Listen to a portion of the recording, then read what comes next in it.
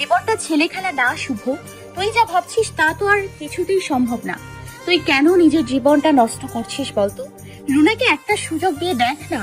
জীবন তোকে একটা সুযোগ দিচ্ছে, তুই কেন নিবি না বলতো? আমি তোকে মন থেকে ভালোবাসি পাখি, পাই বা না পাই তাতে আমার কিছু যায় আসে না, কিন্তু তোর জায়গায় অন্য কাউকে আমি কোনোদিন বসাতে পারবো না। এভাবে বলিস না শুভ, আমি নিজের কাছে মিশে যাব। দেখ, আমি আমার বিবাহিত জীবনের সুখে আছি। আমি চাই তুইও তোর জীবনটা গুছিয়ে নে। দ্বিতীয়বার কি কাউকে ভালোবাসা সম্ভব তুই বল? ভালোবাসা প্রথম দ্বিতীয় হয় না শুভ। সঠিক মানুষ না পেলে মানুষের জীবনে বারবার ভালোবাসা আসতে পারে। আর তোর জন্য আমি সঠিক মানুষ ছিলাম না। তুই সুখে না থাকলে আমি অপরাধ বোধে ভুগবো। তুই ভেবে দেখতে পারিস রুনার ব্যাপারটা। ওদের পাখি উঠে যায়। শুভ আর আটকায় না পাখিকে। পাখির যাওয়ার পথে তাকিয়ে থাকে। ইরাম বিছানায় বসে ল্যাপটপে কাজ করছে। পাখি ইরামের কোলে মাথা রেখে একটা বই হাতে নিয়ে পড়ছে। ইরাম এক হাতে ল্যাপটপ চাপছে, আরেক হাতে পাখির চুলে বিলি কেটে দিচ্ছে। পাখি বই রেখে ইরামের দিকে এক দৃষ্টিতে তাকিয়ে থাকে। এই মানুষটা কেন তাকে এত ভালোবাসে? ওর কাছ থেকে দূরে থাকলে পৃথিবীটা কেমন যেন শূন্য শূন্য লাগে। মন চায় সারাক্ষণ এই বুকের ভিতরে লুকিয়ে থাকতে। ইরাম এতক্ষণ কাজ করছিল, খেয়াল করেনি পাখি ওর দিকে তাকিয়ে আছে। চোখ পড়তেই মিষ্টি একটা হাসি দিয়ে, কি আমার বউটা কি তার বরটাকে কাছে পেতে চাইছে? দুষ্ট। বলে পাখি ওকে ছাড়ানোর ব্যর্থ চেষ্টা করে। পাখি যতই নিজেকে ছাড়াতে চায়, ইরাম আরো শক্ত করে ধরে ওকে। পাখিও ইরামের বুকে মিয়ে যায়। বউ, খুব ভালোবাসি তোমায়। এক মুহূর্তের জন্য তোমায় ছাড়া থাকতে পারি না আমি। অফিস টাইমটা খুব কষ্টে পার করি আমি, জানো। মন চাই অফিসের ব্যাগে করে তোমায় অফিসে নিয়ে চলে যাই। যা, আমায় কি লিলিপুট বানিয়ে দিবেন নাকি? তবে দরকার হয় তাই করব। বলে ছোটে ঠোঁট ডুবিয়ে দেয়। দরজায় করাঘাত পড়তেই পাখি ইরামকে ধাক্কা দিয়ে সরিয়ে দেয়। রহিমা খাদা ডিনার করার জন্য ডাকছে। ডিনার শেষে পাখি ল্যাপটপ নিয়ে বারান্দায় চলে যায়। ইরাম ওয়াশরুম থেকে ফিরে পাখিকে খুঁজতে খুঁজতে বারান্দায় গিয়ে দেখে ল্যাপটপে কাজ করছে, তাই ওকে আর বিরক্ত করে না। রুমে এসে বিছানায় আধশোয়া হয়ে ফোনে ফেসবুকিং করতে থাকে। পাখি মেলগুলো চেক করছিল। খুশিতে ছলছল চোখ নিয়ে ইরামের কাছে এসে মেলটা দেখিয়ে বলে, দেখো, আমার আমেরিকার পিজিডি স্কলারশিপ কনফার্ম করেছে ওরা। আগামী 2 মাসের মাঝেই যেতে পারবো আমি। বলে ইরামকে জড়িয়ে ধরতে যাবে, দেখে ইরাম হা হয়ে ওর দিকে তাকিয়ে আছে। পাখির হাস্যর্জল মুখটা নিমিশেই চুপসে যায়। সবকিছু ইরামের মাথার উপর দিয়ে যাচ্ছে। কি বলছে বাকি এসব? সে কবে স্কলারশিপের অ্যাপ্লিকেশন করলো? পাখি ইরামের দিক থেকে চোখ নামিয়ে আবার ব্যালকনিতে চিপতে নিলে ইরাম হাত টেনে ওর কাছে বসিয়ে পেছন থেকে জড়িয়ে ধরে। দেখি মেইলটা। না না, কিছু না, এমনি দুষ্টুমি করে বলছিলাম। আমাকেই দেখাবে না? বলতেই পাখি ল্যাপটপটা ইরামের সামনে ধরে। ইরাম মেলটা চেক করে। Wow, great. আমেরিকার নাকি মেডিকেল কলেজে পিএইচডি করার সুযোগ পাচ্ছ তুমি, তো আমার কাছ থেকে লুকাতে চাইছিলে কেন? পাখি উল্টো দিক থেকেই ইরামের এক গালে হাত দিয়ে মুখের খুব কাছে গিয়ে বলে, মন খারাপ হয়নি তোমার?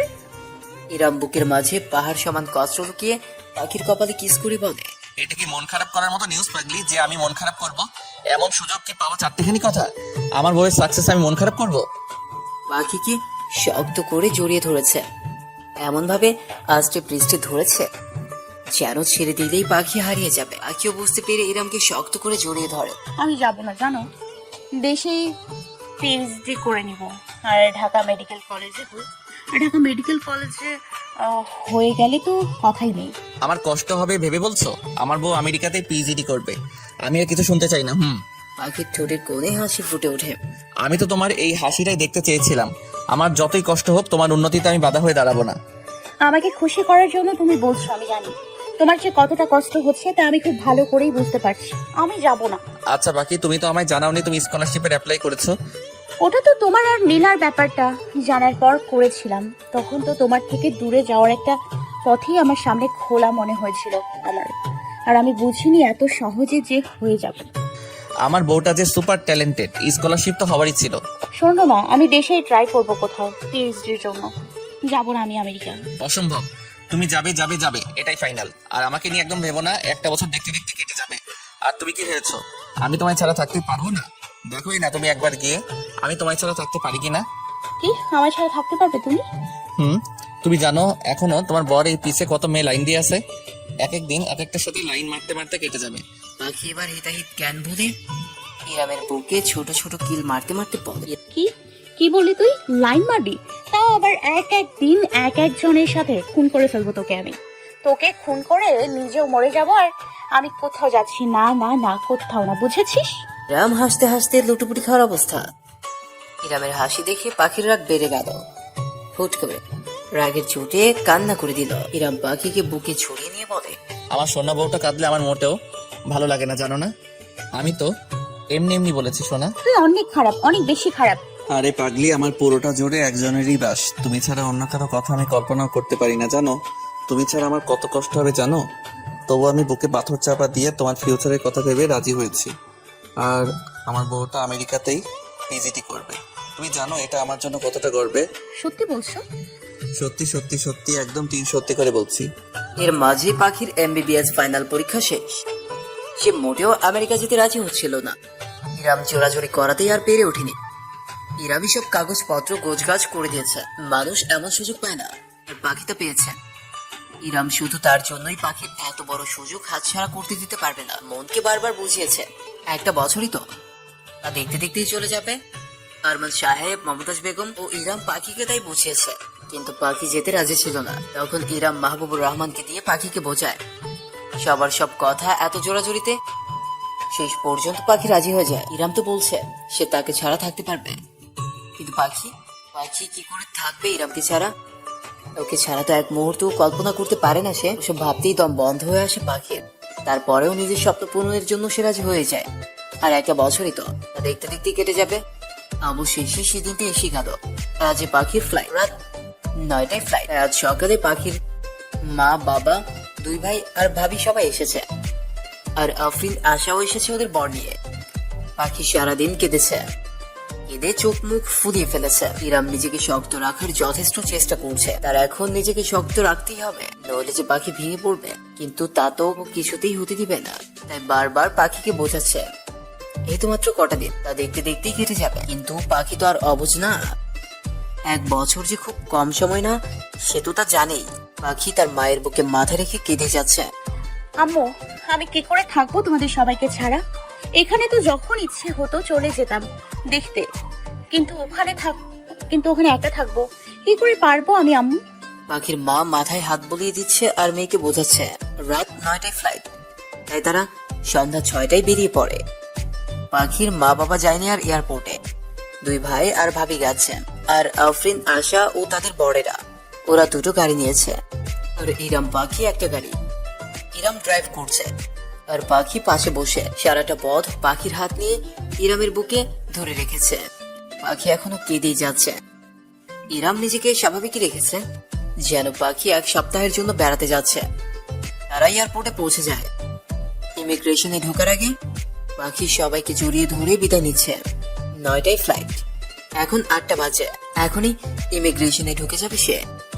ইরাম এতক্ষণ নিজেকে শক্ত রাখতে পারলেও এখন আর পারছে না। পাখি যখন ওর সামনে দাঁড়ায় কিছু বলতে যাবে, তার আগে সবার সামনে জড়িয়ে ধরে হাউ মাউ করে কান্না করতে থাকে।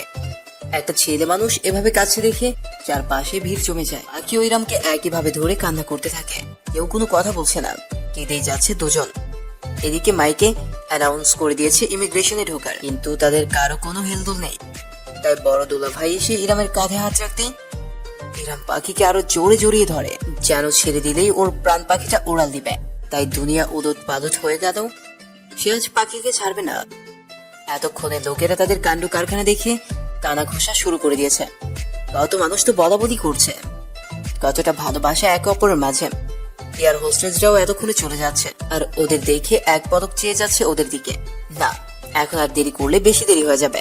তাই পাখির 2 ভাবি আফরিন, আশা পাখিকে ছাড়ানোর চেষ্টা করছে। 2 দুলাভাই ইরামকেও ছাড়ানোর চেষ্টা করছে।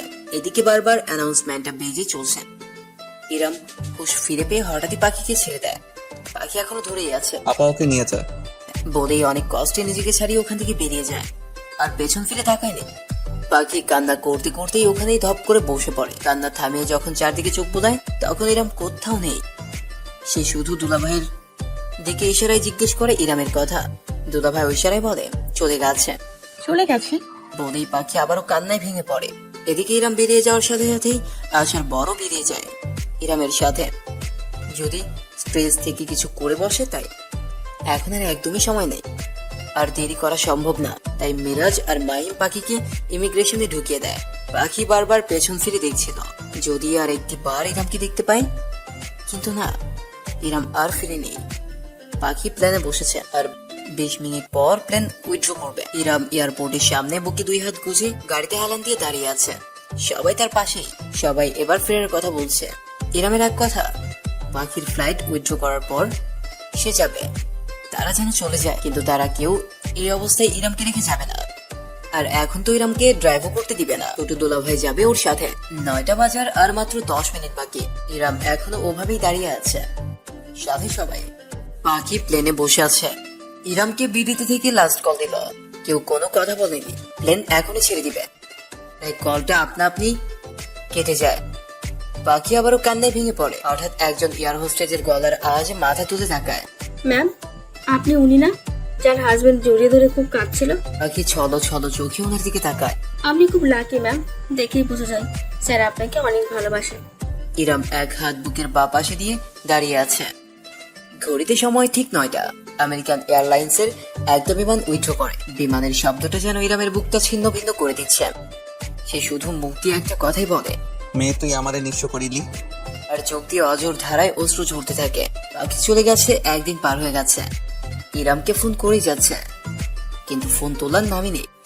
পাখি পৌঁছেছে বিডি টাইম পরের দিন সকাল 11টায়। আর আমেরিকায় তখন মধ্যরাত। হোস্টেলে উঠেছে পাখি। ওই কলেজেরই হোস্টেল। পৌঁছেই 2বার ফোন করেছিল ইরামকে, তোলেনি।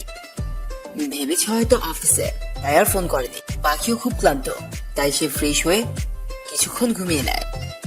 ঘুম থেকে উঠেও বারবার ফোন করেই যাচ্ছে, কিন্তু ফোন তোলার নামই নেই।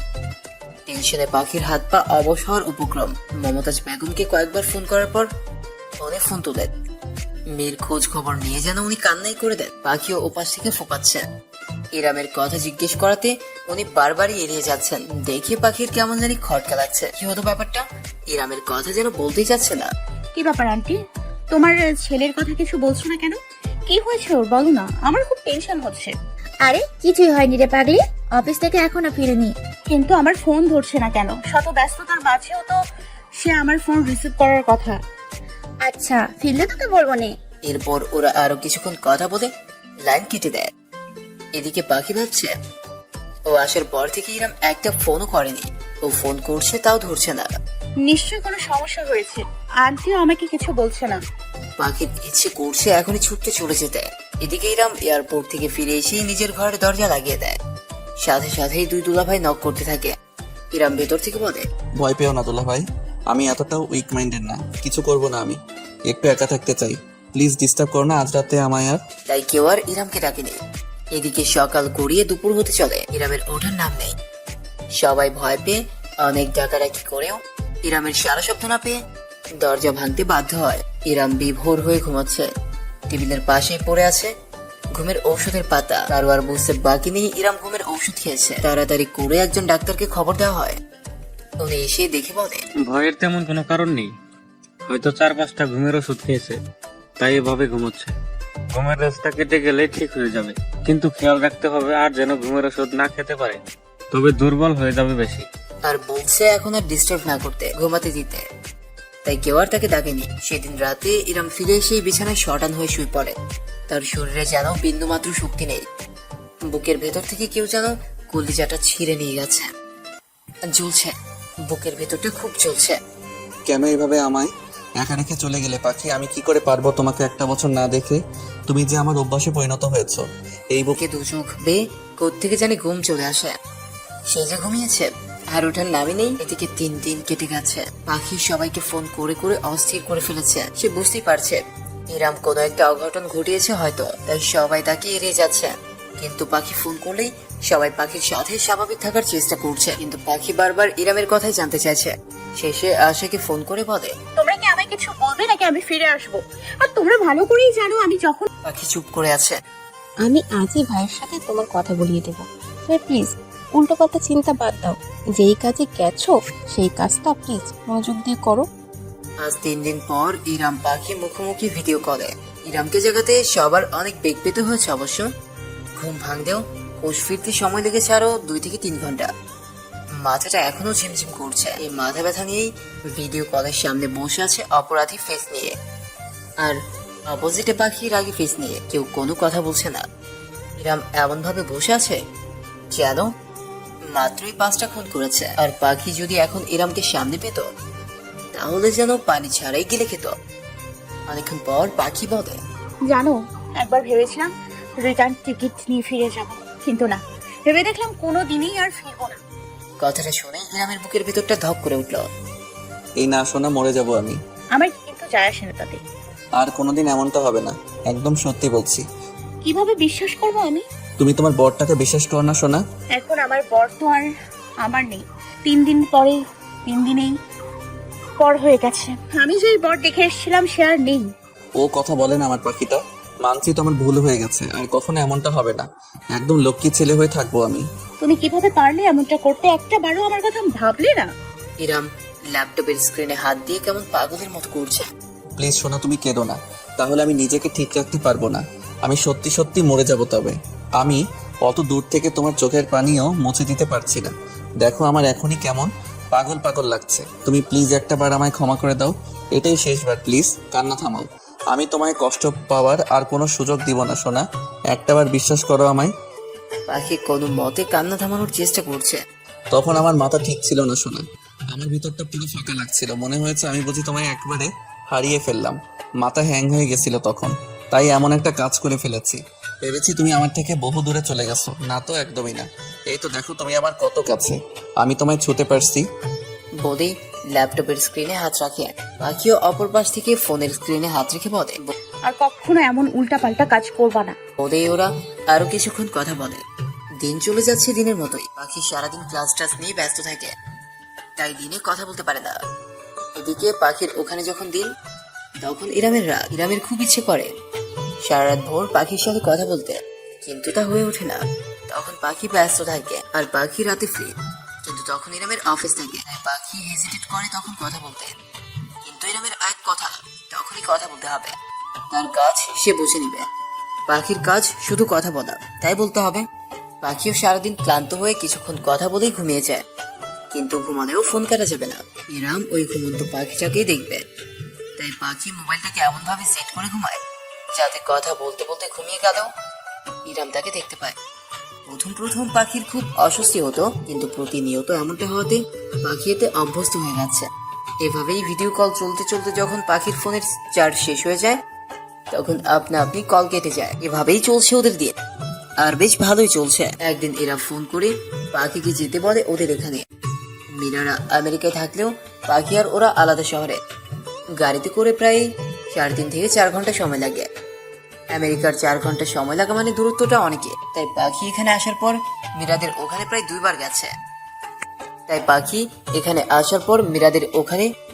বার গেছে। কিন্তু মীরা ফোন করে বলেছে আজই যেতে। সে যেতে মানা করেছিল। মীরা বলল,